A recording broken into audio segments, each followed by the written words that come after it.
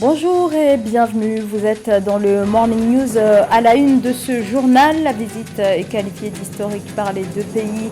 Le chef de la diplomatie russe, Sergueï Lavrov, était au Mali ce mardi, signe du rapprochement entre la Russie et le Mali, tant sur le plan économique que diplomatique. Les autorités maliennes se félicitent de cette alliance. Vous entendrez dès le début de ce journal Abdoulaye Diop, le ministre malien des Affaires étrangères. Soutien à la filière coton en Côte d'Ivoire, le gouvernement annonce une aide de plus de 34 milliards de francs CFA destinée aux producteurs pour la campagne 2022-2023. Du sport, retour dans cette édition sur le coup d'envoi au Cameroun de la saison 2023 du championnat féminin de basketball avec les débuts très remarqués du club Overdose, vainqueur des 3 dernières éditions. Dans le cadre d'une tournée sur le continent africain, le diplomate Sergueï Lavrov était ce mardi 7 février au Mali, un déplacement du chef de la diplomatie russe au cours duquel l'entente et le rapprochement entre les deux pays ont été réaffirmés, ce qui concrétise le rapprochement opéré par la junte malienne avec le Kremlin depuis la rupture de l'alliance militaire avec la France. Alors au menu de ce déplacement, accueil devant les caméras, remise de la médaille de commandeur de l'ordre national, mais aussi une longue discussion avec le chef de la junte, le colonel Assimi Goïta. Depuis le retrait de la France du Mali, la Russie est devenue un partenaire clé des autorités maliennes, notamment dans la lutte contre le terrorisme. Le ministre russe des Affaires étrangères s'est engagé à intensifier l'aide de Moscou côté malien. Le gouvernement salue la nouvelle alliance. Écoutez Abdoulaye Diop, ministre malien des Affaires étrangères. Nos deux pays ont des relations historiques du temps de l'Union des républiques socialistes soviétiques et du temps de l'indépendance de notre pays à aujourd'hui. Nos deux pays ont tissé des relations politiques, des relations économiques, des relations sociales fondées sur la défense de l'indépendance, de la souveraineté nationale et aussi des principes clés de non-ingérence dans les affaires intérieures des pays. Nos pays sont ensemble, pas dans une relation mercantile, nous sommes ensemble aussi parce que nous partageons des valeurs, des principes et des préoccupations qui sont communs à nos deux pays pour pouvoir avancer. C'est dans ce cadre que, Monsieur le ministre, nous assumons votre présence ici. Nous vous accueillons les bras ouverts. La Russie est ici à la demande du Mali et la Russie répond de façon efficace aux besoins du Mali en termes de renforcement des capacités de nos forces de défense et de sécurité. Nous sommes heureux de constater que l'armée malienne dispose de capacités opérationnelles extrêmement importantes. Et nous avons travaillé à assurer l'autonomie d'opération de nos forces de défense et de sécurité. Parce que, Monsieur le ministre, pour pouvoir travailler avec les autres pays de la région, il faut avoir d'abord une capacité interne. Et aujourd'hui, nous avons ces capacités, nous avons des hommes et des femmes patriotes engagés sur le terrain qui sont à l'offensive, qui sont arrivés à porter des coups extrêmement durs aux groupes terroristes, même si nous savons que la lutte contre le terrorisme est aussi un combat de longue haleine. Dans son rapport portant sur le massacre perpétré à Kichiché, à l'est de la République démocratique du Congo, les 29 et 30 novembre 2022, le Bureau conjoint des Nations Unies pour les droits de l'homme en République démocratique du Congo revoit son bilan, désormais porté à 171 civils tués contre 131 dans un précédent rapport. L'instance de l'ONU dénonce des actes de représailles commis par les rebelles du M23 contre les civils pour leur collaboration supposée avec les forces de défense et de sécurité nationale et des groupes armés rivaux. Le bilan du bureau de l'ONU a été établi à la suite de missions effectuées autour des localités de Bambo et Kichiché dans la province du Nord Kivu où les combats se sont accentués depuis mars 2022. Dans l'actualité également, le limogeage en Tunisie d'Othman Jerandi, le désormais ancien ministre des Affaires étrangères, a été démis de ses fonctions par le chef de l'État, Kais Saied. Décision actée ce mardi, Othman Jerandi était à la tête du ministère depuis 2020 au sein du gouvernement Hichem Mechichi.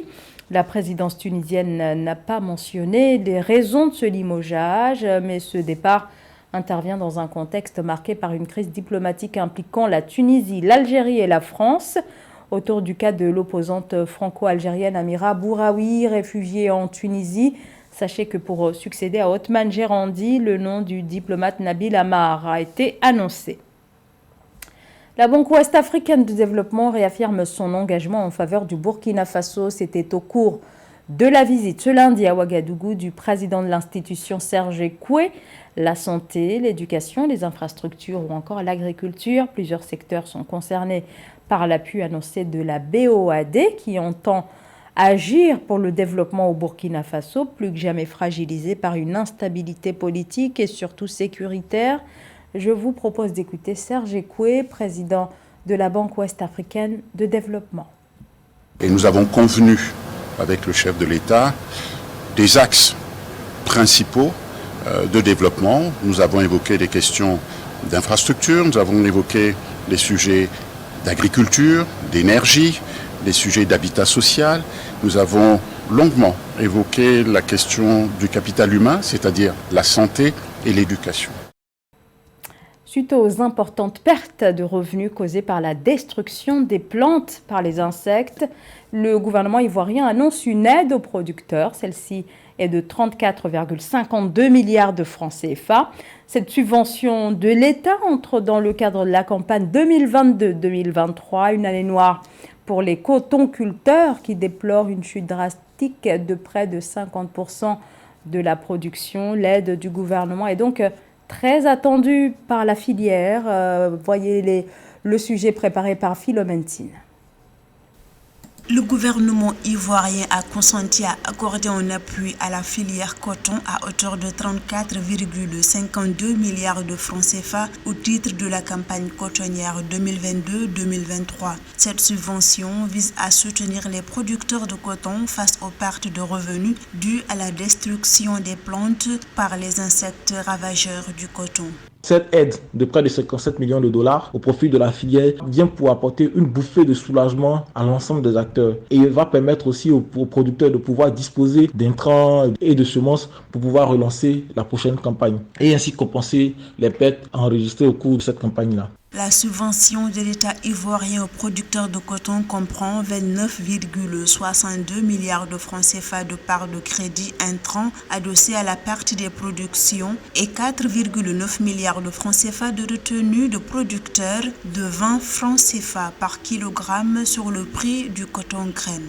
Il faut qu'on réactive le système d'alerte phytosanitaire au niveau de l'agriculture de façon générale et plus particulièrement au niveau de la filière coton. Et également aussi, il va falloir réfléchir sur comment est-ce qu'on peut assouplir les processus de passation de marché, les processus de mise à disposition de ressources pour que à chaque fois qu'on va assister à un tel cas, le ministère de l'Agriculture puisse débourser les fonds qu'il faut rapidement et pouvoir trouver les produits nécessaires qu'il faut pour pouvoir juguler ce type d'attaque. Initialement, l'exécutif ivoirien tablait sur une production de 570 421 tonnes de coton graine pour la saison en cours contre 522 000 tonnes lors de la précédente saison. Cependant, les dégâts causés par les parasites ont notamment entraîné des pertes de revenus pour les producteurs et une perte de production de 50% attendue cette année avec une prévision estimée à 269 000 tonnes de coton.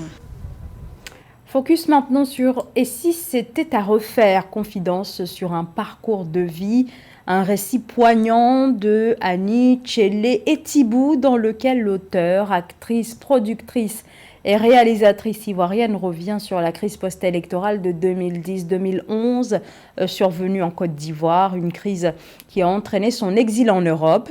Son livre revient donc sur son parcours, son vécu durant cette période qui constitue l'une des pages les plus sombres de l'histoire ivoirienne. Amenedji. Récit d'un exil forcé en Europe sous la pression de la guerre civile, le livre « Si c'était à refaire » de la cinéaste ivoirienne Annie Tchélé est un témoignage de la crise politique qui a secoué la Côte d'Ivoire en 2011. Présenté le 12 janvier dernier à Paris en France, l'ouvrage expose des confidences sur un parcours de vie hanté par la sombre période de violence politique vécue par les Ivoiriens et l'Afrique tout entière, luttant contre les intérêts politiques des gouvernants. Donc j'ai été impliquée dans la crise ivoirienne. Au départ, c'est vraiment pour extérioriser ma douleur, pour ne pas sombrer. Écrire, ça m'a permis de ne pas mourir. Toute ma famille était restée en Côte d'Ivoire. Ma mère, à qui j'étais très très attachée, moi je n'ai jamais voulu vivre à l'extérieur. Je fais du cinéma, j'ai étudié à l'extérieur, mais j'ai toujours voulu vivre en Côte d'Ivoire. Et donc, je n'étais pas préparée à affronter l'extérieur, en tout cas pas dans ces conditions-là. Moi, je suis rentrée, on va dire, grâce à la réconciliation nationale. Des faits retracés sur 290 pages mettent en avant un volet crucial de l'histoire depuis la crise post-électorale de 2011 qui a contraint à 10 ans d'exil plusieurs Ivoiriens, dont l'auteur et sa famille. Pour rappel, la source originelle de cette crise reste le second tour de l'élection présidentielle de 2010, premier scrutin depuis 10 ans, dont le résultat a conduit à un différend entre Laurent Gbagbo, président sortant, et Alassane Ouattara, chacun revendiquant sa victoire. Et il y a vraiment un désir des populations de tourner la page, parce qu'on ne peut pas aller de crise en crise. Chaque fois qu'il y a des élections, tu sais qu'il y aura des morts, il y aura des blessés, c'est insupportable. En 2023, il y a encore des élections, alors ça fait peur et tous, on espère que voilà, les politiques vont pouvoir se dépasser. La politique ne peut pas tourner toujours autour des intérêts des mêmes. Et si c'était à refaire, Confidence sur un parcours de vie révèle le sens de la lutte de Annie Tchélé, dont l'engagement est né de son attachement à la vision du président Laurent Gbagbo et de son épouse Simone, qui en sont la référence selon le préfacier Cheikh Oumar Sissoko, cinéaste malien, homme politique et ancien ministre. Le championnat féminin de basket-ball bat son plein au Cameroun. Le coup d'envoi de la saison 2023 de la compétition a été donné le 4 février dernier dans la ville de Douala. Depuis 4 matchs se sont tenus, avec notamment la rencontre qui a opposé l'école basket-ball de Douala au club Overdose Up Station, qui s'est soldée par une victoire écrasante du club Overdose, bien parti pour un nouveau titre. Christian Dimadeu revient sur les débuts de cette compétition. Reportage. La saison de basketball a démarré au Cameroun le 4 février 2023 avec 4 matchs du championnat féminin disputés au collège de la Salle à Douala. La grande affiche du jour a opposé École Basketball de Douala au club Overdose Up Station, vainqueur de 3 dernières éditions du championnat. La rencontre s'est soldée par une large victoire de ce dernier, 76-37. Un bon départ pour cette équipe basée dans la capitale Yaoundé qui espère se qualifier pour le championnat d'Afrique des clubs. Je suis un peu content parce qu'après toute une longue saison, on était démoralisé parce qu'on s'est qualifié zone 4, qualifié pour représenter le Cameroun pour la Coupe d'Afrique des clubs. Et on n'a pas parti et on a essayé d'élever encore le moral des filles. Et j'étais vraiment content aujourd'hui parce qu'elles sont venues jouer et laisser ça derrière.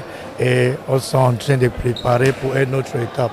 Et ça s'est montré au terrain. Les 3 autres rencontres du démarrage du championnat camerounais de basketball féminin ont vu la victoire d'United Ladies de Douala sur AS Kip de Dream de Yaoundé 48-42, l'hégémonie des forces armées police sur Oryx de Yaoundé 64-56 et la défaite de Battiston Foundation, un club nouvellement promu face à l'université de Douala 68-85. Surtout quand on s'est préparé dur, on n'est pas venu en villégiature. On est venu après une longue préparation âpre. On a remis les bouchées doubles pour démarrer sur les chapeaux de roue. Malheureusement, ça n'a pas été le cas. Nous allons tirer les leçons et bon voilà, on va essayer d'arranger pour les prochaines rencontres. Les 4 premières rencontres du championnat d'élite camerounais de basketball ont été retransmises en direct sur les plateformes digitales de la Fédération camerounaise de basketball et de la chaîne panafricaine Africa 24 Sport, partenaire de l'institution. Le média va participer à la promotion du basketball camerounais sur l'ensemble du continent africain et au-delà dans le cadre d'un partenariat avec la fédération. Ce journal a été préparé par l'ensemble de la rédaction. Merci à vous de nous avoir suivis. Dans un instant, une nouvelle édition de l'actualité sur Africa 24.